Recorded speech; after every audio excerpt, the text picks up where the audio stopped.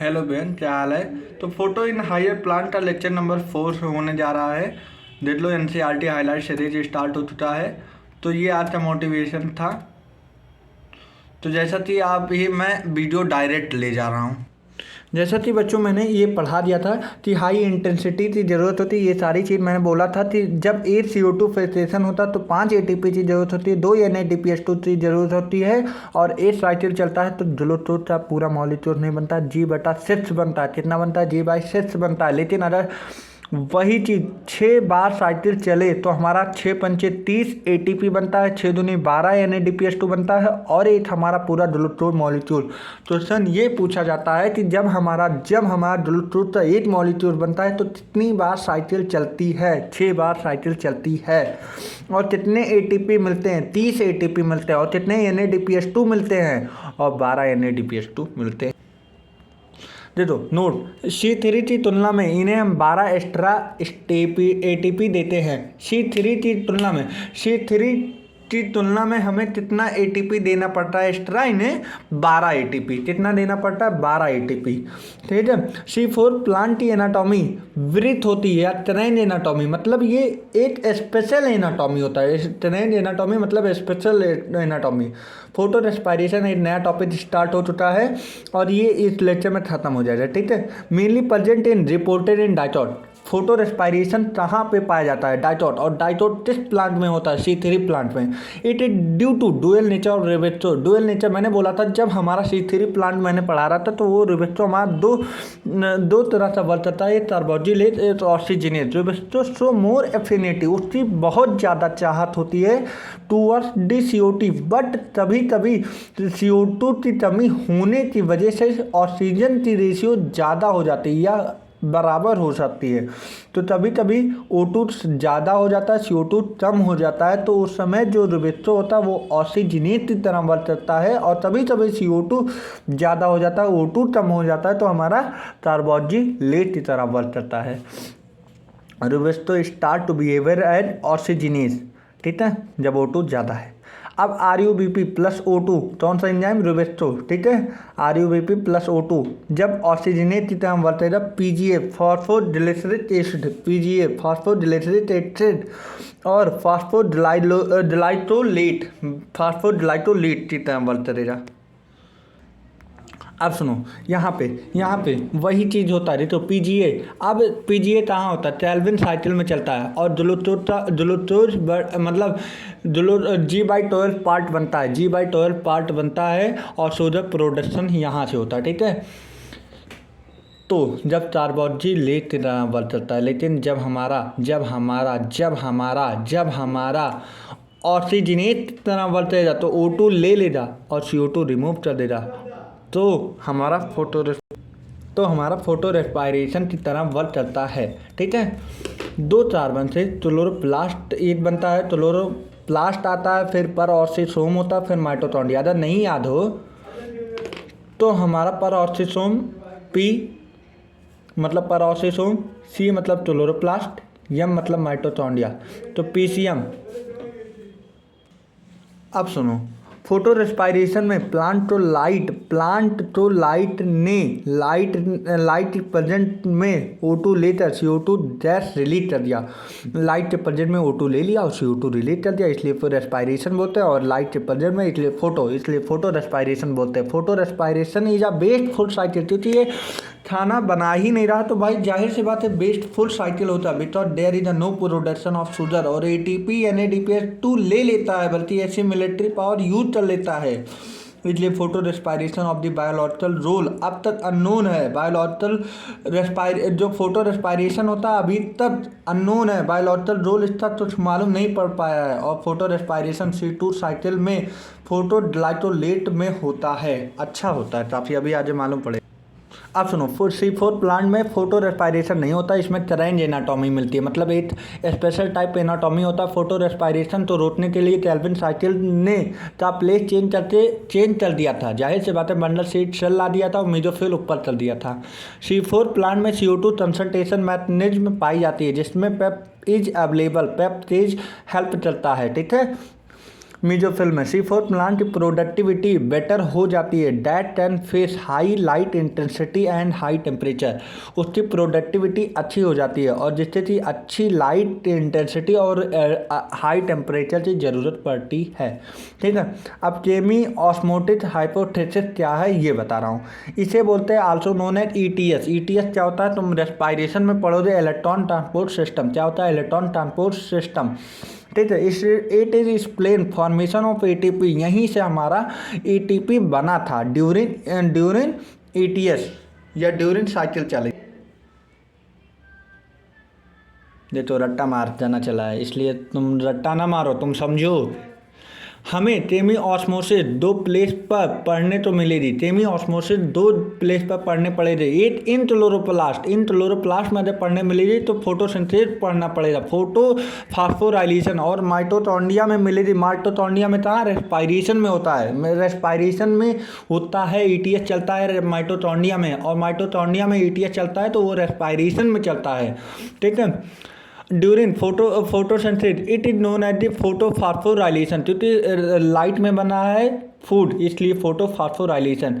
This theory state, ये क्या बताता है, H प्लस ग्रेडियंट मतलब proton gradient will not create across the membrane, ATP will never produce.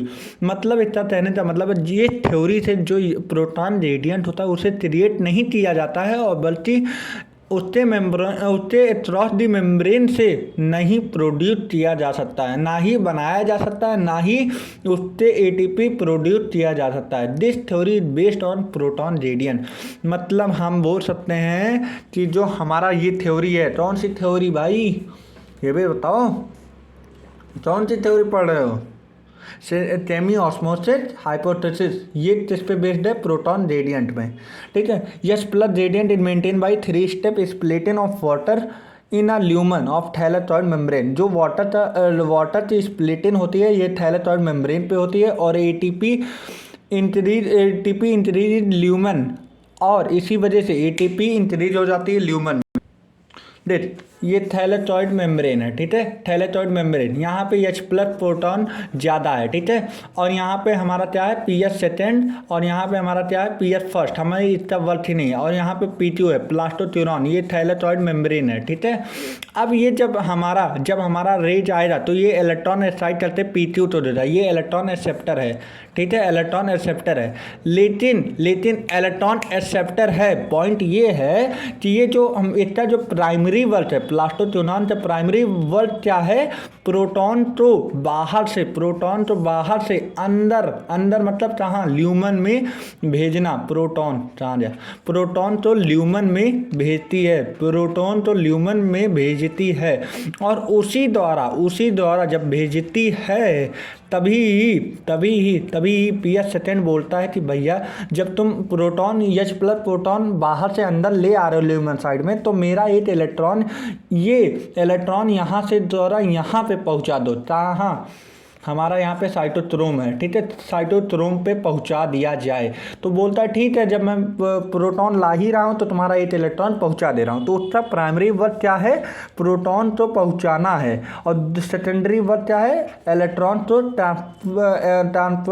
मतलब इलेक्ट्रॉन तो यहाँ से वहाँ तक पहुँचाना, ट्रांसफ़र करना, इलेक्ट्रॉन तो ट्रांसफ़र करना, ठीक है। अच्छा, जब यहाँ पे प्रोटॉन ज़्यादा है तो यहाँ पे तो देर बाद ल्यूमन में प्रोटॉन ज़्यादा हो जाए, प्रोटॉन की संख्या ज़्यादा हो जाती है, प्रोटॉन ल्यूमन में ज़्यादा हो जाता है। फिर उसके बाद ATP बनाने के लिए ये प्रोटॉन ब्रेक कर देता है, प्रोटॉन ब्रेक करने की वजह से यहाँ पे ADP प्लस इनऑर्गेनिक फॉस्फेट ये कन्वर्ट हो जाता है ATP में, ठीक है। तो यहाँ पे पहले प्रोटॉन ग्रेडियंट मैक्सिमम चलता है ल्यूमन में, फिर उसके बाद प्रोटॉन ग्रेडियंट यहाँ पे बाहर कम हो जाता है, यहाँ पे ज़्यादा होता है ल्यूमन साइड, फिर ये ब्रेक चलते ADP और इनऑर्गेनिक फॉस्फेट कन्वर्ट करता है, ATP बनता है। अब सुनो, यहाँ पे सुनो, H plus gradient is maintain by 3 step splitting of water taking lumen of thylakoid membrane, ठीक है। ATP इंक्रीज हो जाए lumen side as compare to stroma बाहर था ना, वहाँ पे ATP कम हो जाए, ठीक है। When electron transfer primary electron acceptor कौन था, वो कौन था, P2, क्या नाम है यार, प्लास्टोट्यूनिन, ठीक है, प्लास्टोथ्योरिन। इट हैव टू ट्रांसफर, बोला it have to transfer H plus acceptor, पहले H प्लस एक्सेप्टर तो ट्रांसफर करेगा, मतलब प्रोटॉन तो ट्रांसफर करेगा, फिर उससे not to the electron acceptor, electron acceptor तो ट्रांसफर नहीं चलता है पहला। So when P2 transfer E from PS second to cytochrome. तो मिलाते यही मतलब है, सिंपल सी बात, कि वो पहले H2O तो H2 प्रोटॉन तो अंदर ले आता ल्यूमर साइड में, और इलेक्ट्रॉन तो साइटोक्रोम तो दे देता। बस इतनी सी बात, इतने ही है। जो चीज़ मैंने बताया था वो चीज़ यहाँ पे है। देखो NADP रिडक्टेज एंजाइम प्रेजेंट होता है टूवर्ड स्टोमा। NADP कहाँ, रिडक्टेज एंजाइम कहाँ प्रेजेंट होता है? टूवर्ड दी स्टोमा, मतलब जो हमारा ल्यूमन से बाहर होता है, यहाँ पे स्टोमा के साइड हमारा NADP रिडक्टेज एंजाइम प्रेजेंट होता है, यहीं पे हमारा होता है ना NADP रिडक्टेज एंजाइम। ठीक है, अब सुनो, ये बनाता है NADPH2। NADP रिडक्टेज एंजाइम क्या बना देता है? NADP प्लस तो NADPH2, NADP प्लस तो NADPH2 में कन्वर्ट कर देता है। तो proton is very low towards the stoma. अब यहाँ पे ये प्रोटॉन कम हो जाए और हाई इन ल्यूमन में हाई हो जाए, और proton radiant is now maintain. अब इसी तो बोलते हैं प्रोटॉन रेडियंट मेंटेन हो जाए। ठीक है, अब प्रोटॉन रेडियंट मैक्सिमम हो जाए तो वही चीज़ मैंने बोला, ADP इनऑर्गेनिक फॉस्फेट लेके ब्रेक कर देता है और ATP बन जाता है। ठीक है, इसे बोलते हैं CF0, और रेस्पायरेशन में यहीं पढ़ोगे F0, और यहाँ पे बोलते हैं CF1, इसे बोलते हैं रेस्पायरेशन में पढ़ोगे F1।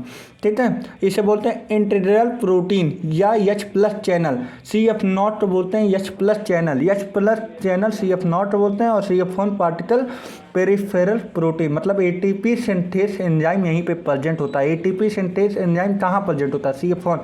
और बड़ी बात यह है कि जो हमारा पूछा जाए, जब फोटोसिंथेसिस में जो ATP बनती है वो कहाँ बनती है? तो स्ट्रोमा में बनती है। स्ट्रोमा है भाई बाहर क्लियर, तभी थैलेटॉइड मेम्ब्रेन के अंदर नहीं बनता ATP देते हो, थैलेटॉइड मेम्ब्रेन के बाहर बनता है, तो ये भी याद रखना। और इससे तो बोलते हैं photophosphorylation.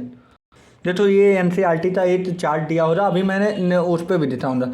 Cell type in with the, देखो C3 सेल में कहाँ था? मेसोफिल में, और C4 में बंडल सीट सेल में। ठीक है, वहीं पे इनिशियल कार्बोक्सिलेशन ये कहाँ हुआ था? इनिशियल कार्बोक्सिलेशन ये भी मेसोफिल में हुआ था, ये भी मेसोफिल में हुआ था। How many cell type does the leave have फिर CO2? यहाँ पे एक मेसोफिल में था, और बल्कि दो, एक मेसो भी था और बंडल सीट भी था। प्राइमरी CO2 एक्सेप्टर यहाँ पे RUBP था, और यहाँ पे प्राइमरी पेप है, और सेकेंडरी RUBP भी ले दिया है। Number of carbon in the primary CO2 acceptor 5 carbon 3 carbon. Number of carbon in the CO2 filtration 3 carbon 4 carbon. Does the plant have rubisco? Yes, और यस इसके पास भी है रुबेक्टो, यू भी। Does the plant have PEPcase? No, इसके पास नहीं था और इसके पास था। ये चीज लिख लेना बेटा, NCERT में लिख लेना। Which cell the plant have rubisco? Mesophyll में था, और इसमें बंडल सीट में रुबेक्टो था। CO2 फिल्ट्रेशन रेट अंदर देखो, अदर ये मीडियम होता है, इसमें लाइट इंटेंसिटी मीडियम होती है, लेकिन हाई इंटेंसिटी अगर बोला जाए, इसमें ऑप्शन में मीडियम नहीं दिया है, लो दिया है। ठीक है, इसलिए अगर मीडियम हो तो मीडियम लाना, अगर लो है, लो मतलब मीडियम नहीं दिया तब लो लाना, लेकिन अगर मीडियम दिया हो जाए तो सबसे सही आंसर मीडियम हो जा। और C4 में हाई इंटेंसिटी, यहाँ पे फोटो रेस्पायरेशन की चांसेस ही नहीं है, दोनों जा। ठीक है, एट लो इनिशियल, क्योंकि जब लो इंटेंसिटी हो रहा तो इसमें फोटो रेस्पायरेशन की कमी नहीं हो रही, फोटो रेस्पायरेशन नेगेटिव हो रहा दोनों में। ठीक है, फोटो रेस्पायरेशन हाई इंटेंसिटी पे ये हाई होता है, ये नेग्लेबल होता है। ठीक है, ये भी वही चीज़ है। अब देख लो, मैं तुम्हें देख लो, ये मैंने ले आया हो तुम्हें NCERT पे, देख लो सारी चीज़ मैंने लिख लिया है, स्क्रीनशॉट ले लेना। देख लो, which cell is the cell type in which the Calvin cycle take place. तो सारी चीज़ मैंने लिख दिया है।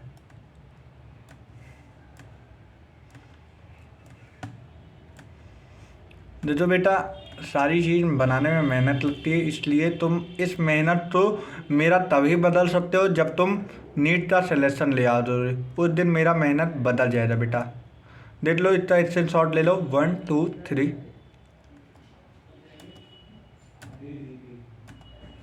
मेहनत तभी बदलेगा जब आप अपनी तरह का हार्ड वर्क करोगे। देख लो मैंने सारी चीज़ लिख दिया। वही चीज़ मैं दोबारा नहीं बोलूँगा क्योंकि मैंने वही चीज़ फिर पढ़ाऊँगा, समय लगता है, ठीक है। अभी सिलेबस आगे ले चलना है, इसलिए जो चीज़ मैंने बताया वो चीज़ इसमें बताऊँगा नहीं, इसमें स्क्रीनशॉट ले लो, अगर तुम्हें ज़रूरत है NCERT पे लिख लेना। लास्ट टॉपिक है, फिर उसके बाद एक्सपेरिमेंट है, ठीक है। Factor affecting the photo respiration. External में लाइट था, टेम्परेचर था, CO2 कंसनट्रेशन, O2 H2O। बाहर में लाइट की भी ज़रूरत पड़ी, टेम्परेचर की भी ज़रूरत पड़ी, और एटमॉस्फेयर में CO2 में, और एटमॉस्फेयर में O2 की भी ज़रूरत थी, वाटर भी, ठीक है। अब इंटरनल क्या इफेक्ट करता है फोटोसिंथेसिस, तो number of leave, orientation of leave, shape of leave, age of leave, amount of chloroplast, condition of stomatal opening, internal CO2 concentration, genetically factor. ये सारे हमारे इंटरनल है और ये सारे हमारे एक्सटर्नल है।